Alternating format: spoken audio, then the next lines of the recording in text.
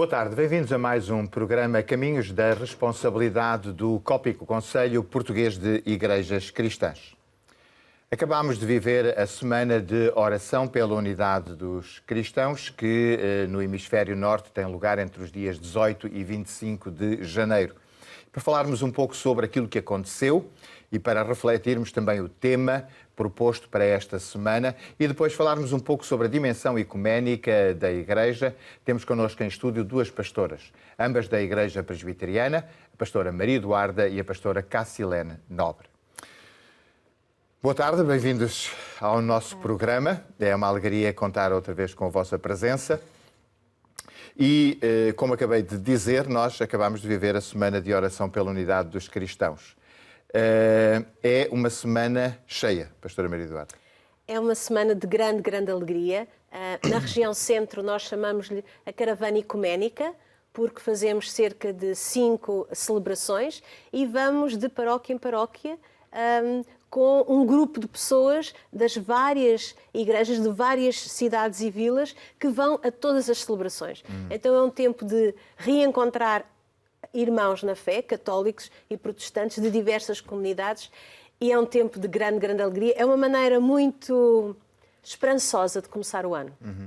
E eu sei que este ano a celebração nacional teve lugar precisamente também nessa zona. Centro. Sim, normalmente nós costumamos acabar a Semana de Oração em Coimbra e este ano nós começámos em Coimbra com a celebração nacional, que foi na Igreja de Nossa Senhora de Lourdes, e é interessante que este ano fomos 2 vezes a Coimbra. Fomos à celebração nacional e depois fomos no dia 24 e fizemos pela primeira vez a celebração na Capela da Universidade de Coimbra, para os investigadores, para os professores, para os alunos, e foi uma experiência muito interessante porque tivemos pessoas um pouco mais novas do que costumamos ter. Então, cada ano a celebração tem algumas nuances diferentes conforme as paróquias onde nós vamos, e este ano foi muito interessante que tivemos, parecido com Lisboa, uma celebração com gente mais jovem universitária. Claro.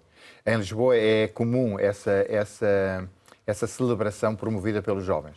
Sim, é comum. Nós temos chamada Vigília Jovem e esse ano foi bem significativo, foi um período muito bonito.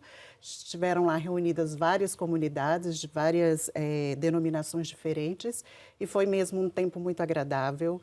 E sobretudo, importante para que não somente as antigas gerações, mas as novas gerações também caminhem nesse percurso do ecumenismo, do respeito à diversidade e também nessa busca, né, de unicidade, da fé e da esperança no trabalho para com aqueles que é o nosso próximo, né? Aquele que está bem junto de nós e que precisa de ajuda e de socorro. São experiências aqui da área de Lisboa, da área da Figueira da Foz. Sabemos, obviamente, que em muitos outros locais, particularmente em Aveiro, também na cidade do Porto, também há uma grande tradição, em Braga, destes encontros. A cada semana há um texto, há uma proposta.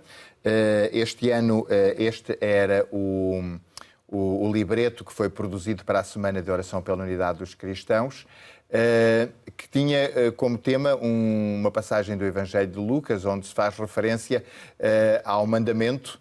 O texto era: amarás o Senhor teu Deus e amarás o teu próximo como a ti mesmo. A minha pergunta é um tema apropriado, particularmente, é um tema apropriado para qualquer tempo, mas para o tempo que estamos a viver, de uma forma muito particular. É interessante, quando nós pensamos em religião ou em cristianismo, muitas vezes achamos que é uma coisa antiga e datada, que não interessa muito para os dias de hoje. E depois, quando nós lemos um texto bíblico, acabamos por dizer assim: bom, este versículo, na verdade, tem muito a ver com os tempos de hoje. E depois lemos outra passagem e dizemos: bom, na verdade, este versículo também tem muito a ver com o dia de hoje.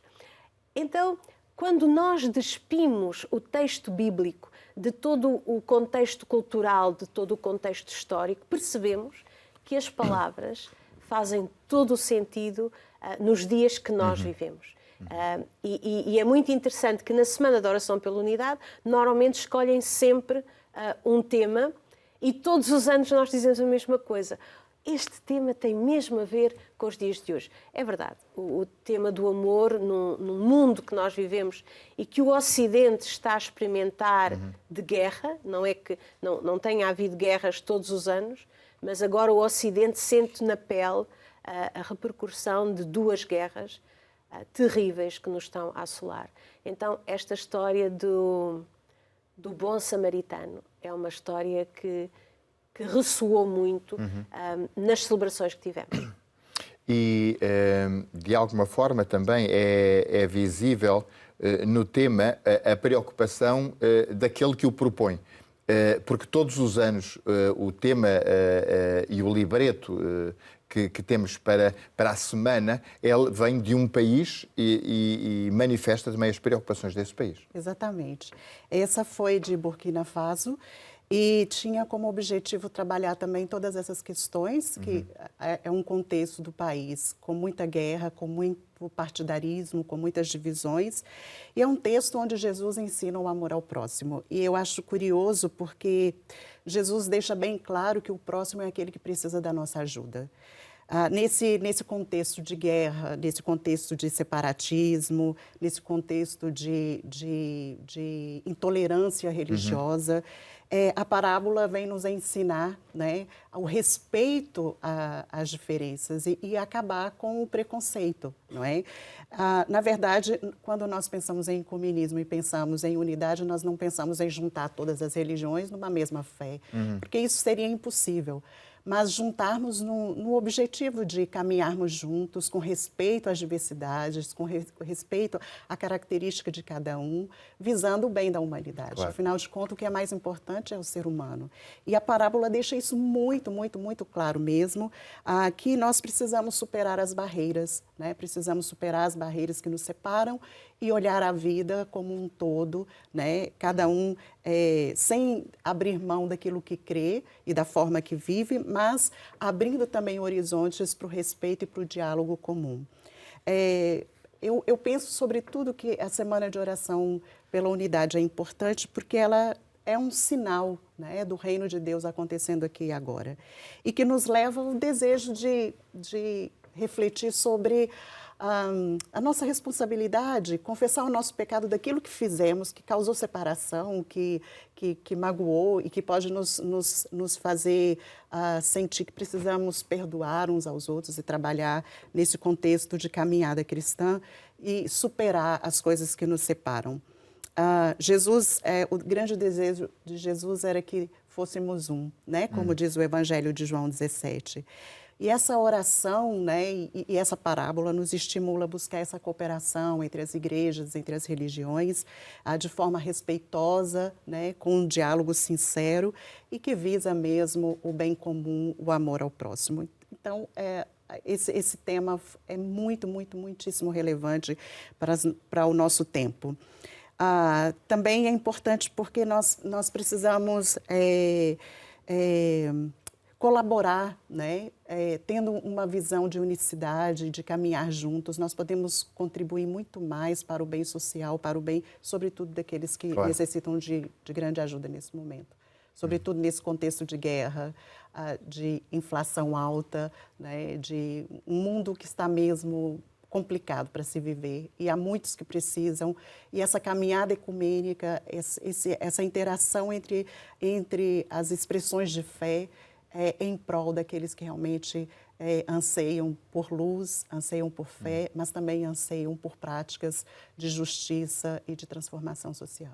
E é interessante que este tema venha do Burkina Faso, como disse a pastora Cassilene, porque é um país que neste momento ser cristão é muito complicado. Em muitos lugares, para haverem celebrações religiosas, é preciso que a polícia esteja a guardar os crentes. Portanto, eles, mesmo sentindo isto, tendo escolhido este tema, é um sinal de esperança. Na parábola que referiram, porque o texto vem precisamente do desafio que é lançado a Jesus sobre o mandamento, há depois uma preocupação daquele que faz a provocação de perguntar quem é o meu próximo. E essa é uma pergunta muito interessante, é a pergunta da parábola, certamente, quem é o meu próximo? O que me parece é que no texto Jesus desmistifica um bocadinho o valor da pergunta e quase que anula a pergunta ao dizer que qual daqueles três foi o próximo daquele que estava a necessitar. Quase que dizendo, ok, talvez vocês não precisem de perceber quem é o vosso próximo, talvez vocês precisam de perceber de que vocês podem ser o próximo daquele que está diante de vós. Sim, nós muitas vezes corremos para criticar o sacerdote e o levita, mas o sacerdote e o levita estavam a cumprir a lei.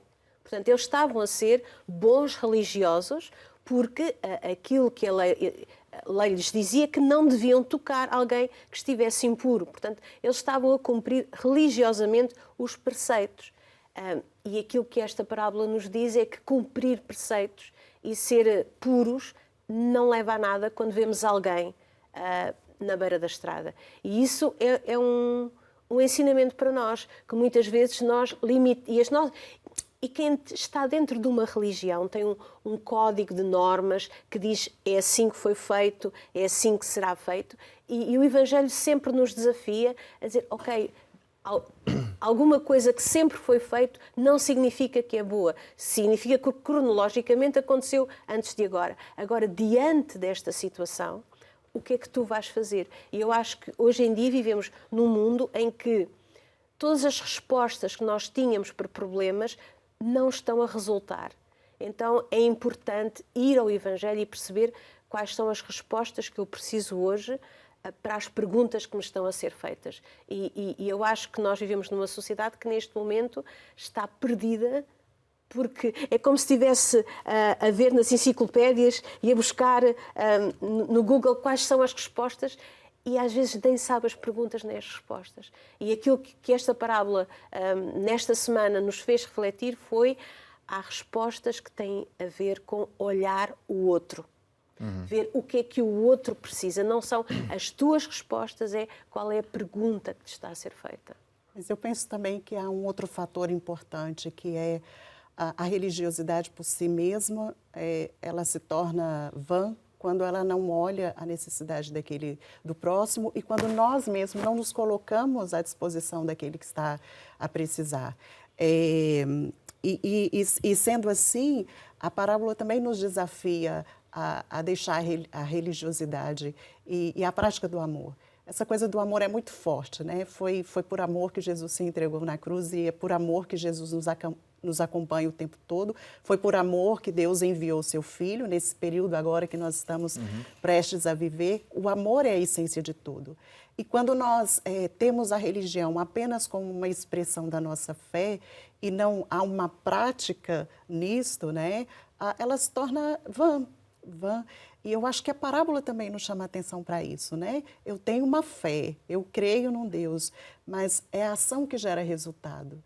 E quando nós olhamos a trajetória de Jesus, o caminho de Jesus, nós percebemos que a maior preocupação de Jesus não era falar sobre o amor, era exercer o amor de forma prática. Talvez o grande desafio seja esse, né? Que nós aprendamos a caminhar com fé, mas com trabalho, com coisas que façam a diferença, porque foi isso que Jesus nos mostrou. Muito mais do que palavras, eram as ações transformadoras. Na vida de todos aqueles que Jesus passou, houve uma grande transformação na vida das pessoas. O nosso desafio hoje é esse, não é? É que as nossas atitudes de fé, né, sejam atitudes transformadoras para aqueles que estão ao nosso lado, tanto da nossa própria vida, como também daqueles que estão ao nosso redor e, sobretudo, aqueles que mais sofrem a injustiça e o descaso social e pronto, em todos os aspectos da fé. Como é que uma proposta destas, num contexto de uma unidade que se pretende criar em torno das igrejas, não é tão frequentada por outras igrejas? E porquê é que a dimensão ecuménica que se vive nesta experiência da Semana de Oração pela Unidade dos Cristãos encontra tanta relutância? É uma ótima pergunta. Talvez porque nós vivemos num tempo em que as pessoas cerram fileiras à volta daquilo que acreditam. Vivemos num mundo muito fluido, numa cultura muito fluida, e aquilo que percebemos é que as pessoas precisam de algumas rochas para terem alguma estabilidade. E a fé tornou-se um porto de abrigo, quando aquilo que nós somos desafiados é que a fé seja um porto de saída. Se nós pensarmos este movimento ecuménico, que na verdade hoje em dia está um bocadinho morno, não é algo que as igrejas tenham na sua agenda, nasceu num momento de grande novidade e de grande mudança a nível mundial. O início do século XX foi uma altura em que as tecnologias, grandes invenções, estava tudo em mudança, não é? Tinha havido a revolução social, industrial, as pessoas estavam a vir para a cidade, as pessoas perguntavam se aquilo que durante séculos tinha sido a verdade era a verdade. E, na verdade, o que é que tinha acontecido? A ciência estava a mudar, a tecnologia estava a mudar, a medicina estava a mudar e as pessoas estavam predispostas a coisas novas. Foi no meio desta revolução social e cultural que surgiu este movimento ecuménico em 1910. Houve uma conferência em Edimburgo, porque era uma cidade que florescia de cultura e os teólogos eram pessoas que gostavam de arriscar. E então este movimento iniciou-se porque as sociedades de missão de várias igrejas e de várias denominações, ao irem para a missão, tanto em África como na América Latina, perguntavam-se, mas porquê que nós fazemos isto separados? É um escândalo nós estarmos separados. E em oposição, às vezes. E em oposição, guerreando, como é que nós levamos uma mensagem de amor e de compreensão, guerreando-nos e fazendo frente umas às outras. Portanto, o movimento ecuménico nasceu entre as igrejas protestantes que estavam em missão e depois, só mais tarde, com o Vaticano II e etc., a Igreja Católica também se juntou, mas num momento de grande mudança e que floresciam novas ideias, surgiu o ecumenismo. Eu penso que nós, hoje em dia, vivemos um mundo de retração e de entrincheiramento de ideias. E por isso penso que tanto as igrejas que eram claramente e oficialmente ecuménicas não é algo que esteja muito nas suas agendas e que outras igrejas que nunca tiveram estas ideias na sua agenda não se sintam motivadas ou desafiadas a entrar. Talvez seja porque muitas pessoas ainda não consigam entender o sentido, né, do que é o ecumenismo, porque, na verdade, nós ficamos muito preocupados com as nossas próprias tradições, com os nossos dogmas, com as formas de expressão da nossa fé. E, às vezes, a insegurança de conviver com outras expressões de fé que são diferentes da nossa, pode nos causar, e pode causar, na grande maioria, uma insegurança em relação a isso. Mas é preciso entender que o movimento ecumênico ele não tem o objetivo de juntar todos na mesma ideia. Muito pelo contrário, é o respeito pelas diversas tradições, né, de fé, pelas diversas religiões, sem negar e sem impor aquilo que nós cremos. É mesmo uma relação de diálogo e de respeito. Se nós olharmos para isso dessa maneira, vai ser muito fácil nós nos envolvermos, porque nós queremos desenvolver um bem maior, né, e não colocar o nosso Deus, a nossa expressão de fé, como sendo aquilo que é mais importante. Se aprendermos e entendermos esse sentido, será muito mais fácil nos envolvermos com isso. E como nesse mundo de valores diluídos, talvez seja o maior medo é que, ao ter tanto contato com outras expressões tão diferentes da nossa, nós possamos perder aquilo que temos, né? Se é que temos. Mas pronto, esse é o grande desafio. Então, cada igreja tem que ter esse cuidado de não negar, nem impor a sua fé, mas trabalhar juntos. E esse é um desafio que se aprende caminhando, né? E por isso é tão importante que falemos disso também e que possamos estimular, sobretudo as novas gerações, a caminhar também nessa direção. Sim, porque, como estava a dizer a pastora Cassilene, a ideia não é que agora os cristãos vão ficar todos com uma linha teológica. A ideia de uma superestrutura onde todos nós retornamos Pertence à Igreja-mãe. Exatamente. Quando nós sabemos que o cristianismo nasceu da multiplicidade e da diversidade. Nós temos 4 evangelhos, cada um deles apresenta Jesus da mesma maneira, mas de maneira muito diferente. As igrejas para as quais Paulo escrevia eram igrejas muito diferentes e é dessa diversidade que nós podemos aprender. E eu não vou ser católica e o meu irmão padre não vai mudar para a igreja protestante, mas podemos encontrar naquilo que nós fazemos de maneira semelhante conforto e desafios naquilo que nós fazemos de maneira muito diferente. E sermos companheiros de jornada aceitando a diferença. Assim como Paulo e Pedro eram completamente diferentes, assim como as igrejas do Novo Testamento eram completamente diferentes, assim como as mesmas denominações hoje ou há 2 séculos atrás eram completamente diferentes. Claro, até porque a diversidade vivida na unidade é sempre mais rica do que a unicidade de todos. É aborrecido. É aborrecido, não é? É aborrecido. Se nós pensarmos, Deus criou um mundo muito diverso, muito distinto. Cada ser humano é diferente, não é? Deus poderia criar o homem todo igual. Não, nós somos completos. Cada um de nós é singular, é único, é diferente. E eu acho que Deus se alegra nessa singularidade de cada um de nós. E acho que nós, enquanto seres humanos, temos a vontade de formatar e tudo estar organizadinho e controlado. Deus criou um mundo e deu-nos a liberdade para sermos diferentes. E eu acho que isso é o maravilhoso de podermos amar o nosso próximo, que é completamente diferente de mim. Muito bem, obrigado pela vossa participação. Obviamente, a dimensão ecuménica da Igreja não se esgota nesta semana, até porque o ecumenismo não é um programa, é alguma coisa que nós entendemos ser da essência e da natureza da própria Igreja, estar com os irmãos, mesmo que os irmãos tenham orientações e vivências da fé diferente, mas nós vamos acompanhando no nosso programa tudo aquilo que vai acontecendo ao longo deste novo ano, na certeza de que tudo o que for uma referência desta busca da unidade na diversidade, nós estaremos presentes. Uma vez mais, obrigado pela vossa presença. Obrigada. O nosso programa chega ao fim. Nós voltaremos a estar convosco em breve. Desejamos-vos um ano abençoado e até ao nosso encontro. Fiquem bem, fiquem com Deus.